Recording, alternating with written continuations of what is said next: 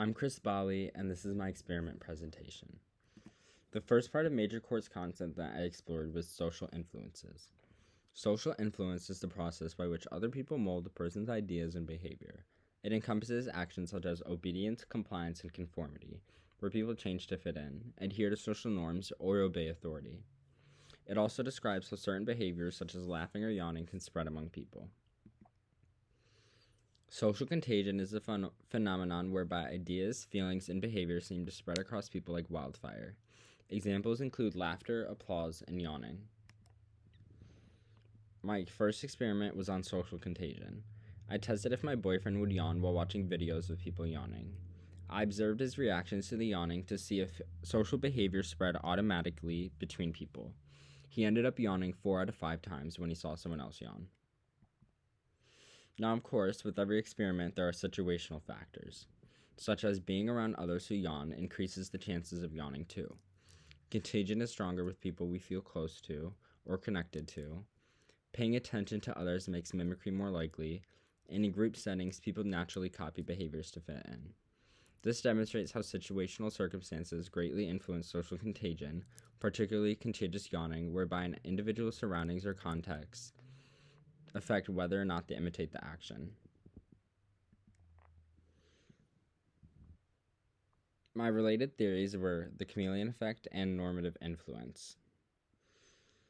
The chameleon effect is where people unconsciously imitate others' behaviors like yawning, smiling, or posture, and normative influence is where we sometimes mimic to fit in or feel connected to others. Overall, I thought the theories were correct. My boyfriend demonstrated the chameleon effect and normative influence by yawning after observing other people yawning.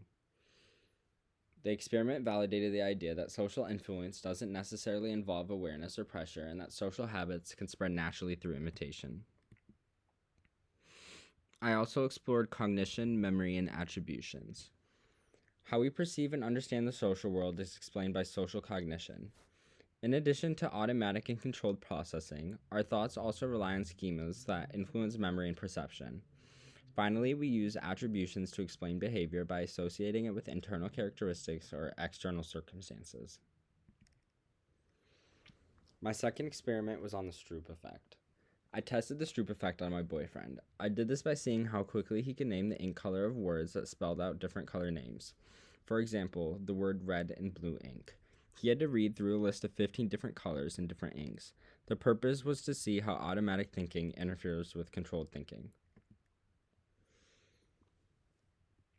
The Stroop task creates conflict between automatic and controlled processing. Distractions or noise reduce focus, which increases errors in response time. My related theories were the dual process theory, which states that there are 2 types of thinking: automatic processing, which is fast, unconscious, and then controlled processing, which is deliberate, slow, and conscious. Automaticity, which is performing behavior without much conscious attention, and then controlled reasoning processes, which override the experiential system to solve unexpected problems and attain goals. My experiment with the Stroop effect didn't fully prove any theories or concepts.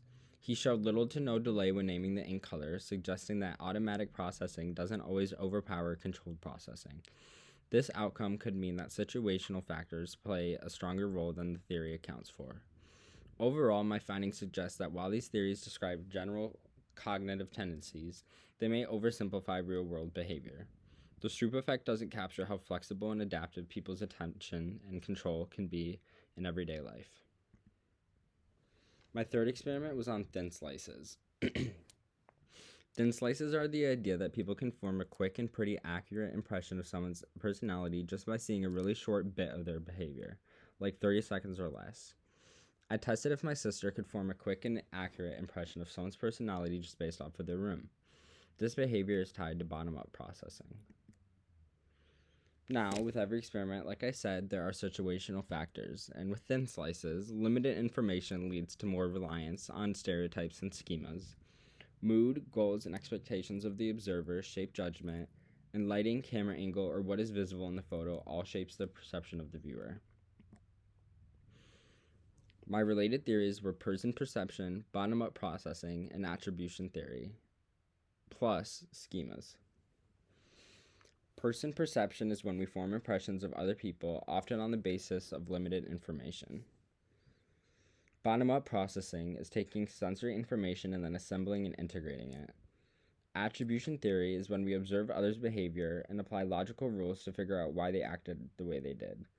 Lastly, schemas are mental structures stored in memory that are based on prior knowledge.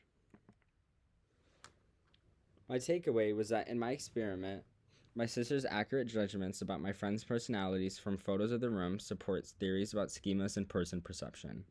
Her brain used existing mental frameworks to interpret the limited visual information in each room.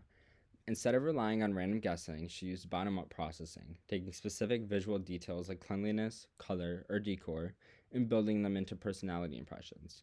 The impressions were accurate, showing that cognitive shortcuts don't always lead to error.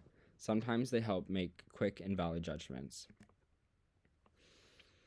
I also explored the fundamentals of behavior. Culture, learning, and evolution all influence human behavior. We use social and emotional learning to adapt in order to connect, survive, and feel like we belong. Our thoughts, feelings, and behaviors are influenced by our surroundings and relationships, which also aid in the development of shared norms, morals, and behaviors. My fourth experiment was on classical conditioning. Classical conditioning is where an association is made between a neutral stimulus and another stimulus. Eventually, the neutral stimulus alone has a response, even without the other stimulus being present. I tested this on my sister by performing a puff test. For 5 rounds, I counted to 3, then blew air into the straw and in my participant's face. I also took 5 minutes between each round. On the 6th round, I counted down to 3, acted like I was blowing into the straw, and then tested my sister's reaction. Now, how exactly does classical conditioning tie into the fundamentals of behavior? First of all, humans learn through their environment, and they always adapt by learning from their surroundings. Well, I shouldn't say always. Classical conditioning explains how we form associations between experiences and reactions. An example would be smiling faces become linked with comfort, which then promotes friendly social behavior. Humans are also emotional and social beings. Emotions like fear, attraction, or comfort often develop through conditioned associations. An example would be a kind tone or gesture becomes linked with safety and trust.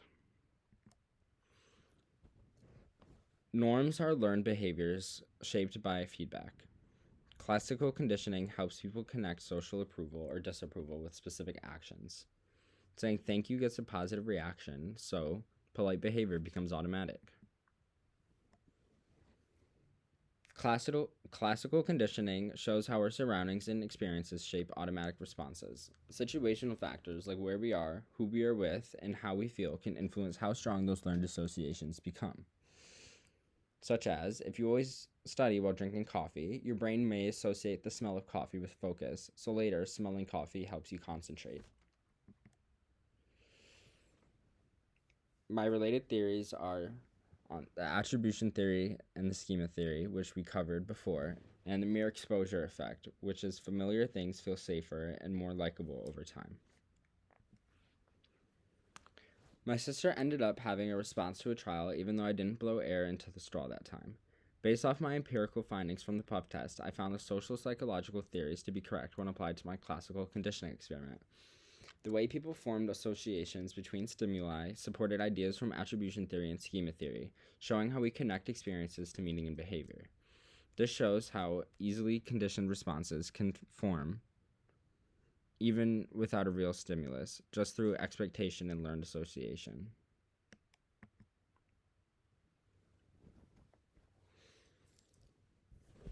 Time for my reflection. Doing these experiments helped me understand the major ideas of social psychology on a deeper level. In my social contagion experiment, I saw firsthand how people are influenced by others without realizing it, which connects to social influence and conformity. Watching my boyfriend yawn after watching other people yawn showed that behavior can spread automatically through simple social cues. My Stroop effect experiment taught me how automatic and controlled processing compete in the brain, helping me see how attention, memory, and cognition interact in everyday life. The thin slices experiment helped me understand schemas, person, perception, and attribution theory because my sister could accurately describe people's personalities from small environmental cues. Both experiments on cognition showed me that our brains rely on shortcuts to interpret the world, which can be both efficient and accurate. Lastly, my classical conditioning experiment connected directly to the fundamentals of behavior, showing how learning happens through association and repetition. It helped me see how simple learned connections form the foundation for more complex behaviors we study in social psychology. Together, all four experiments made the theories from class real and observable in my own life. They directly relate to the course.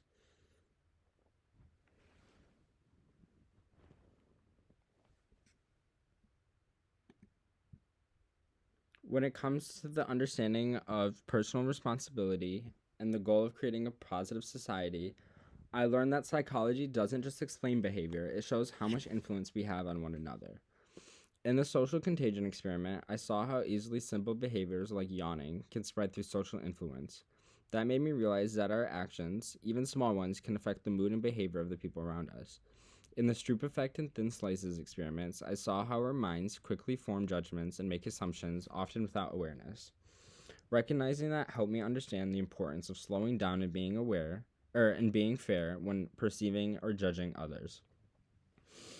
The classical conditioning experiment showed how behavior can be learned and shaped over time, reminding me that positive reinforcement and empathy can build better habits in ourselves and others. Together, these experiments taught me that personal responsibility means being aware of how our actions, words, and energy influence others. We all have the power to encourage, support, and model healthy behavior through the choices we make every day.